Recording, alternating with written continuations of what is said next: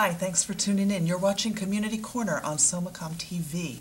I'm your host, Kathleen Reynolds, and I'm here this evening with Anna Berlinrut, who's here to talk to us about Military Families Speak Out. So thank you for joining us, and thank you, Anna, for taking time to visit with us here today. So tell me, what is Military Families Speak Out? Military Families Speak Out is an organization about 4,000 strong of families that have loved ones in the military that have either served in Iraq, Afghanistan, or may be going over there. And how did you come to get involved with them? Well, I was very much against the war in Iraq, and my son had joined the Marine Reserves when he was an 18-year-old freshman at NJIT. And he's a very patriotic young man, and we're a military family, all the way back to the Civil War. Wow. Right. My dad was a disabled World War II era vet. My grandfather was a disabled World War I era vet. Wow. And my great-great-grandfather served in the Civil War. Wow. So my son really felt that it was his duty as an American to give his time. And he joined. And he graduated from Paris Island August 17, 2001. On 9/11, he was called and told that he was on a 45-minute notice of deployment. Wow. But he was not actually deployed for several months. And in 2002, he was deployed to Kosovo with the UN peacekeeping forces. And in 2003, in the beginning of the war, he did go to Iraq. He was in Nasiriyah. Wow. In the beginning. And 2006, he was deployed to Fallujah. Wow. And has he been home? Oh yes, he was home. Oh, okay. He was home. And when he was home, he would go back to school. And it took him 8 years actually to graduate a 4-year program at NJIT. Oh my because of his deployments. Right, right. And he finally graduated on May 17th. Oh, congratulations.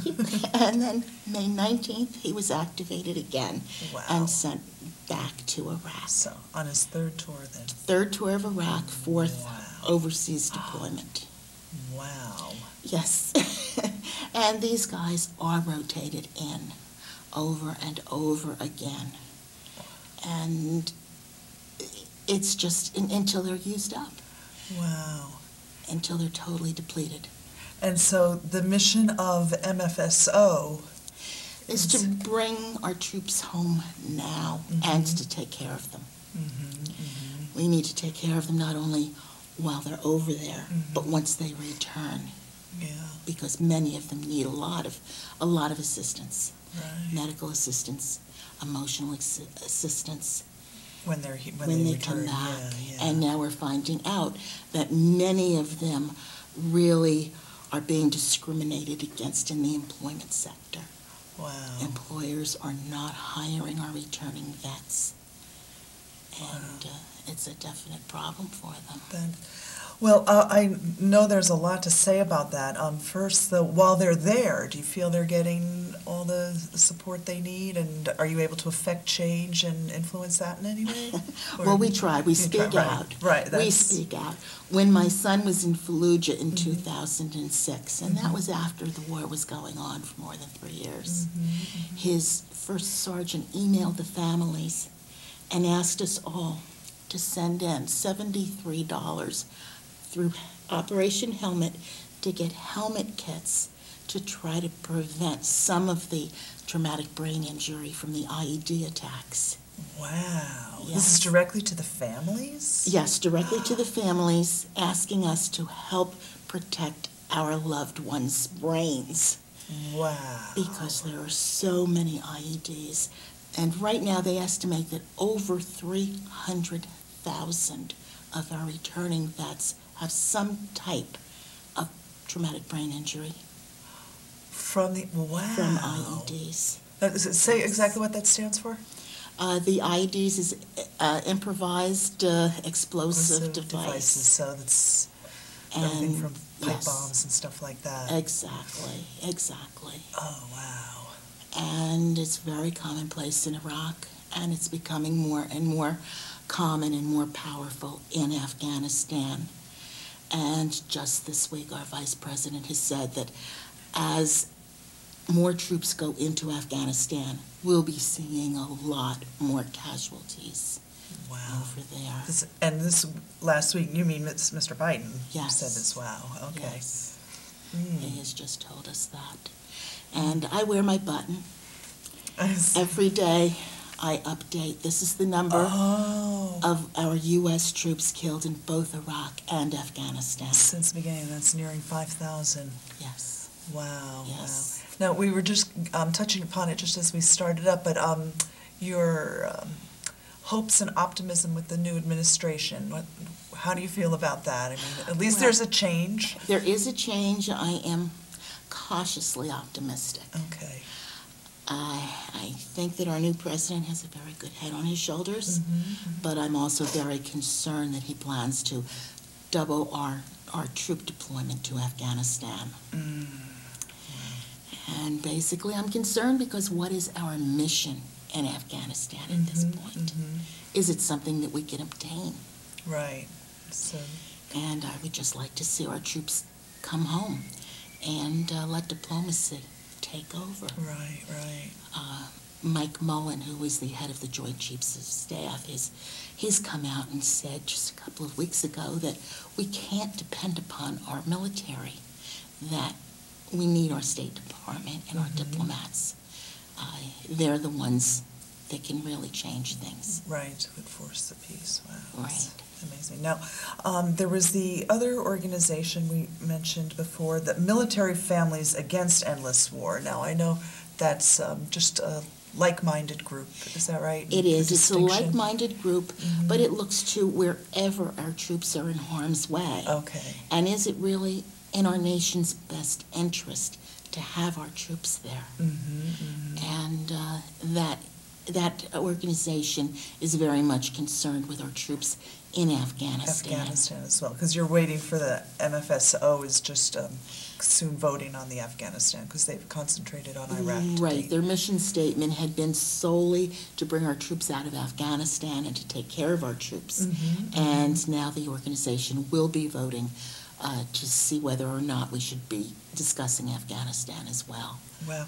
Now, with all the, I know I am getting the newsletter, which is very informative, very eye-opening, all the news that is available out Yes. there. And how do you feed this into people who can make decisions and listen to what, as you're representing for a lot of other people?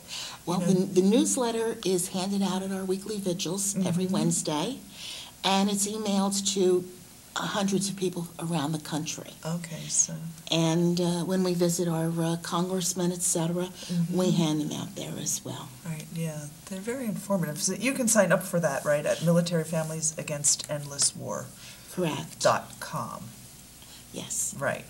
So, and we'll post those websites at the end because they do, it's a nice clearinghouse of the very relevant information on the topic, so that's helpful. Now, you just mentioned your peace vigil. Tell us a little bit about that, because I know that's how I heard about it from what is happening right here in South Orange, right? Yes, we have, there are dozens of peace vigils around the country. Right. And New Jersey has quite a few. And we have one in South Orange. It's every Wednesday. Starts at 5 o'clock. Our winter hours are 5 to 6. Okay. And then when it gets a bit warmer, it's 5 to 6:30. Oh, okay. And we're out there every single week. And where exactly is it again? It is on South Orange Avenue Okay. at Spiota Park, Okay. which is just below Valley, Yeah. across from Blockbuster's. And how long have you been gathering there? We've been there about 2.5 years now. Oh, wow, okay. Yes. So that's good. We'll strum up more interest and get more people behind it. So now the part that I know is so important, I know you have a lot to say about it, is once our soldiers come home, and that's really the stronger point of your mission, is to make sure they get some care. Give us a little background of how that's how that even comes to be such a focal point. What becomes apparent first? Well, when our troops come home, many of them have some degree of post-traumatic stress disorder. Mm-hmm. It can vary from being something that's very slight to something which is major and totally debilitating. Mm-hmm. My own son had shared with me many months after he came home from Fallujah that he was not used to living alone. He came back and he had his own apartment. He was going to school. Oh. And he told me that he took a kitchen knife and he had it under his pillow. And he would check the perimeter just like he did when he was in Iraq. Wow. And that lasted for a couple of months. And then he was able to get back to civilian life. Mm-hmm. Mm-hmm. Was help available to him for that, or was this something he No, felt this was confident something that could he work through? No, most of the returning vets do not actually seek help on their own. One of his buddies who had been over there, his mother had told me that what he did is he didn't use knives. He had a gun set up at each window and each door. Oh, wow. To guard. And he was totally paranoid when he came back. Wow. They had lost several buddies over there. Oh. And he wound up first in the police station in jail, and then he was on suicide watch. He was one of the lucky ones who was able to get into a VA hospital. Wow. Wow. Just a couple of months ago, the VA had lost a court suit, $350,000, to a family of a veteran who had tried so desperately to get psychological help. Oh, wow. And he was denied. There's just no room. Right. And they couldn't see him. And he did commit suicide. Oh, that's tragic. Well, I know there's a lot about this. I want to spend more time talking about, I'm sure there are lots of examples, but, some of the options that are available. But we're going to take a quick break, so hold on please stay tuned and join us when we return with Anna Berlinrut about the MFSO. Thank you.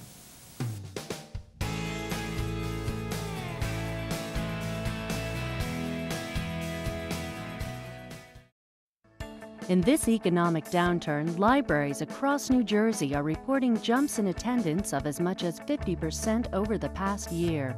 Nearly 200,000 people use our computers every week.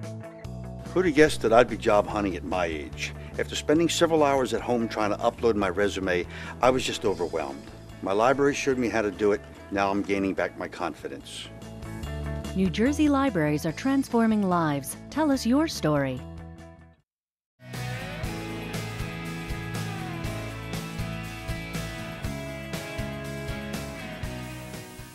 Hi, welcome back. You're watching Community Corner on SOMACOM TV. I'm Kathleen Reynolds, and I'm here with Anna Berlinrut, who is here explaining to us some of the mission points for the Military Families Speak Out. And when we took our break, Anna, we were going over you had some pretty sad anecdotes about some of our soldiers who've come back with post-traumatic stress. What is available to the young men and women who need help? Well, the VA does have some services, and there are volunteers throughout the community. Here in our local community, there is a group over at the Ethical Culture Society that meets periodically. Oh. And it's a basic support group run by a licensed psychologist, but it's basically aimed to support for our returning vets. Okay. To help them to meet with other vets and to discuss the problems that they're all running into. From their experience. Yeah. Yes, yes, to help come back to civilian life. Right. Now, you mentioned sometimes a lot of them wouldn't be as inclined to seek help on their own for post-traumatic stress. Is that? That's right. Many of them see seeking help as a weakness. And our military has not helped that situation at all. some of these illnesses have brought our troops to the point of suicide. We've had dozens and dozens of suicides, and the director of our National Mental Health Institute has estimated that there will be probably more deaths by suicide of our returning veterans than there were deaths in actual combat. Wow. It's a horror. Because it's such a challenge to come back and be reassimilated and deal with what their experience was. It is. The military now is trying to tell these guys, get help, seek help. However, they're not really helping themselves. Purple Hearts are awarded for wounds that can be seen, but they will not award a Purple Heart for wounds that cannot be seen. I had just read that in your newsletter. It was rather jolting. It really is. It Considering. really is. And some of these wounds from the traumatic stress disorders are just as debilitating as a physical wound. And that runs the gamut. I mean, that is one umbrella diagnosis, because I'm sure you can have from people who just have trouble sleeping, which is a big problem in its own self, to some pretty acute, aggressive behavioral problems, right? Yes, some of our vets are coming home. They're filled with aggression, frustration. There's a tremendous problem of domestic abuse. Some of our vets with post-traumatic stress disorder are, they're very aggressive. They've been getting into assault and battery cases, and it's definitely a problem. What about substance abuse? Does that play into it? Absolutely. Yeah. Absolutely. Substance abuse is definitely part of it. Right. And now, say, especially with something like substance abuse or just violence, maybe a lot of times they don't, not just violence, my God, I mean, other identifiable, sometimes do they even link it back to being a function of post-traumatic stress? Many times they don't. Right, They 'cause don't. you'd They really just need think, to be- well, I'm just trying to get back into society, and it just isn't very easy. Right. And sometimes these things take a very long time before they become more apparent. Oh, so Yes, really yes, it can take a months, delayed, and sometimes it can even take years wow. before someone really has a problem that's associated. But we And- need to help these vets. We need to help them get back into civilian life, and we need to help them find jobs. Jobs. Now, that's another one you touched upon, that there's discrimination perceived against the returning vets. Like, some examples of that. Do you have some? Well, to me, the worst one, most blatant one, was the federal government, the Department of Defense itself. Oh, my goodness. Yes. They had been found guilty of discriminating against a returning veteran. They hired 2 entry-level accountants instead of hiring the returning veteran who had the veteran's preference. And they were all at the same level of entry. Wow. And Yes. could they justify that or give any reason, or? No, No, they nothing couldn't. that made But sense. basically, the reasons are, many employers hear about post-traumatic stress disorder, and they don't want to take a chance on an Right. employee who may have a problem. And they don't want to hire someone who is a National Guard member or a reservist, because, my goodness, they may have to go Get back. plucked out again. Because these guys do go back over and Right. over again. Isn't there a cap to how many times they can go? There is no cap. No. There is no cap. And after their time runs out, if a soldier is over there, or is set to be over there, he has to stay, even if his regular contract period is up. Oh, He must really? stay Till what the mission is until the mission is completed? completed. Right. Now, these guys, when they're signed up, they don't read the small print in their contract. And 8 years is the contract length. Really? Yes. Most of them aren't even aware of this. They think, oh, well, I'm active duty for 4 years.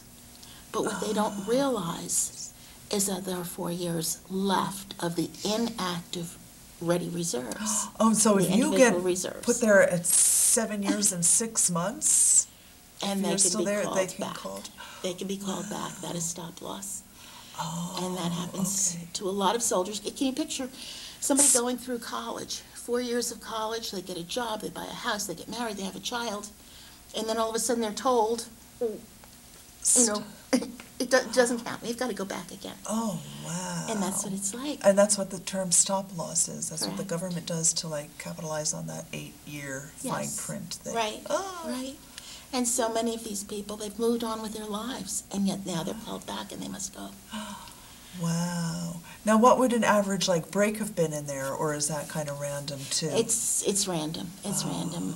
It depends on which service they're in and what type of contract they've had. Oh, okay. But very often it's a 4-year active contract, and then they have 4 years of their individual ready reserves at the end of that. Oh, wow. So they can do an awful lot, and at the end of even, say, the 7 years, they've got 1 year left, and then boom, they're called up, Oh, my.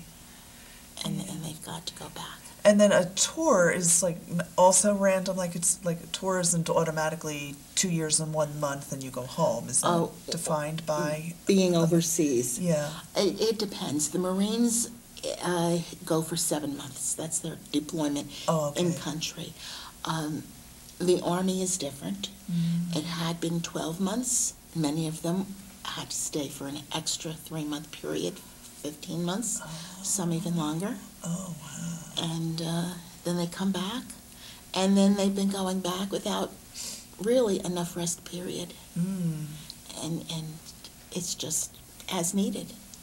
Right. And they can already be suffering effects from stress and from their Correct. first round. Correct. Wow. That's a tough. Well, what are some good things that are going on that like people can like make sure we're blasting those right out in terms of, I think you told me about a home that was available, something at church, aside from what the Ethical Society does. I mean, that's, There is a church in Highland Park that's, area. yeah, okay. Right.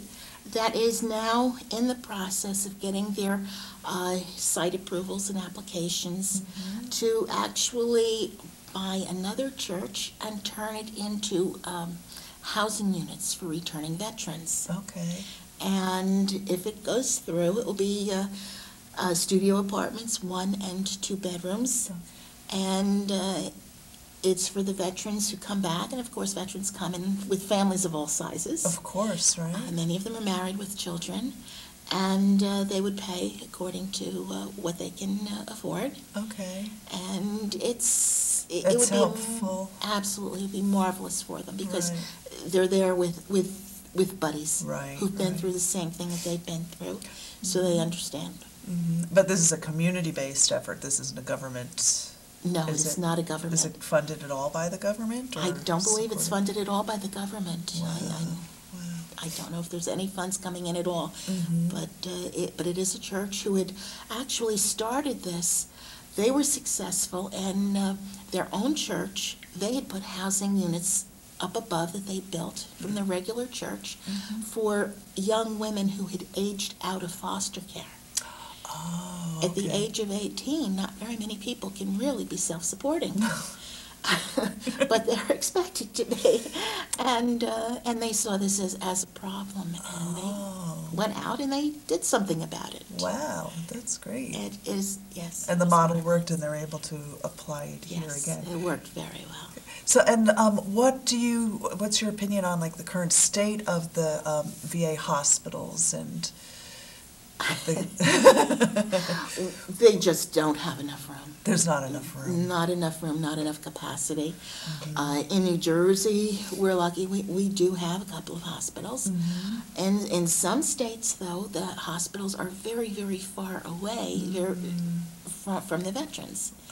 And they're forced to travel 2-3 hours to get services. Wow. And it becomes a very impossible task. It can be an all-day task just to go. Yeah. Many of these veterans can't drive, and they're dependent upon friends, relatives who must take a day off from work to get them there. Right. Oh. And it's a very difficult situation.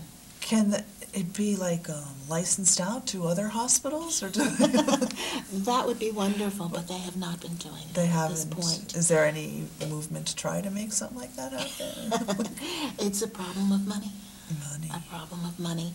And taking care of the disabled veterans that we have to date from these two wars, it's going to be billions of dollars over decades. From these, plus we still take care of a lot of other veterans, I'm hoping, from That's right. previous wars, right? Right. We still have our veterans, some left from World War II and Korea, Right, Vietnam.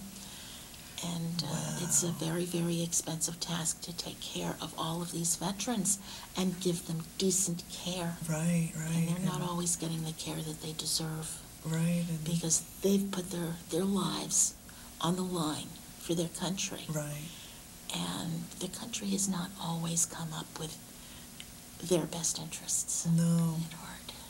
Well, I'd have to thank you and groups like that just bring the awareness. Even the couple of conversations I've had with you, it's been very valuable to me, because just to have it on such a personal level, and not just what I get from the news. And again, your newsletter, while it culls a lot of different news sources, it really it gave me a refreshing, not in the good way, perspective, a more enriched perspective. So I thank you, and I hope we can all rally behind all our troops and figure out how to get the government to help them, how we can help them, like that sample. And They need our they're support. going to really need our help. And like you said, we have to be so grateful for all they've done for us. So Yes. to yes. your generations of your family, and as they continue, and pray for your son's safe return and Thank you so everything like much. that. So is there anything else before we go? We're going to post your two websites for military families Excellent. and the Families Against Endless War. So those are both, Yes. they have a lot of good information.